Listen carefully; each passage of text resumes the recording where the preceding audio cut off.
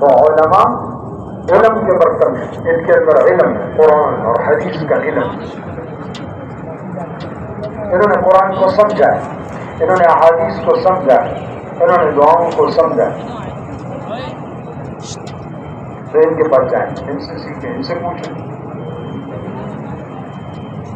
اور میرے بھائی دوستوں بزرگوں،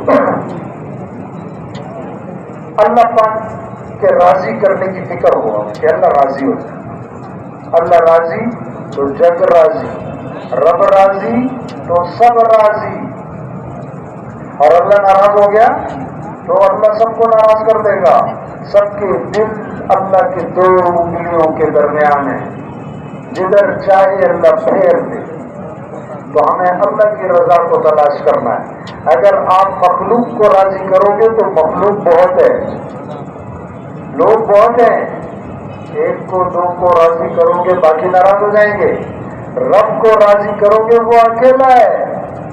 اکیلے کا راضی کرنا آسان ہے، مخلوق کا راضی کرنا مشکل ہے. یہ بہت ہیں، یہ بہت ہیں، سینکڑوں، ہزاروں، لاکھوں، کروڑوں. ان کو کیسے راضی کرو گے؟ ایک اکیلے کو راضی کرنا آسان ہے.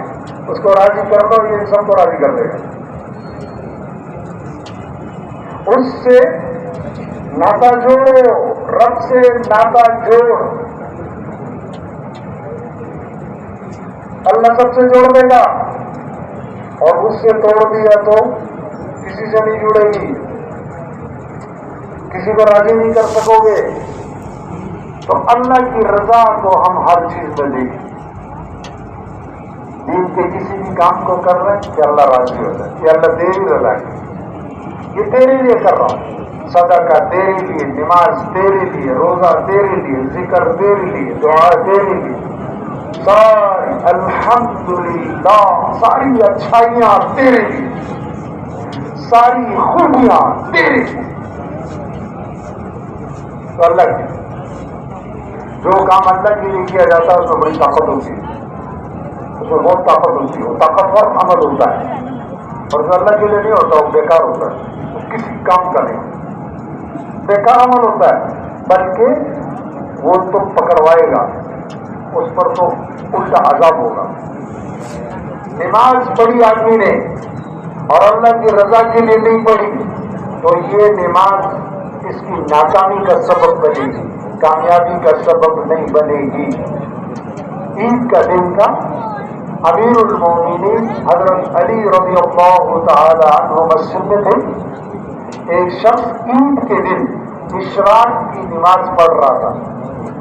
فجر کی نماز جو جماعت سے پڑھ لی اور وہاں بیٹھا رہے، اپنی جگہ پہ ذکر دعا کرتا رہے. پھر سورج جب تھوڑا سا بلند ہو جائے تو مغرب وقت گزر جائے، اس وقت 2 رکعت نفل پڑھ لے تو ایک مقبول حج اور عمرے کا ثواب ملے گا. اور دنیا میں جو کچھ ہے سب سے بہتر ہے وہ 2 نفل، اس کو اشراق کہتے ہیں. تو وہ شخص عید کے دن اشراق کی نماز پڑھ رہا تھا.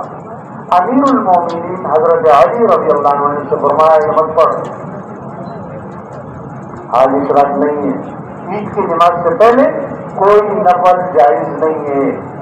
اللہ کے نبی صلی اللہ علیہ وسلم نے عید کی نماز سے پہلے کوئی نفل نہیں پڑھے، مت پڑھو. تو اس نے آگے سے جواب دیا کہ نفل نماز پڑھنے پر اللہ مجھے دوزخ میں ڈالے گا.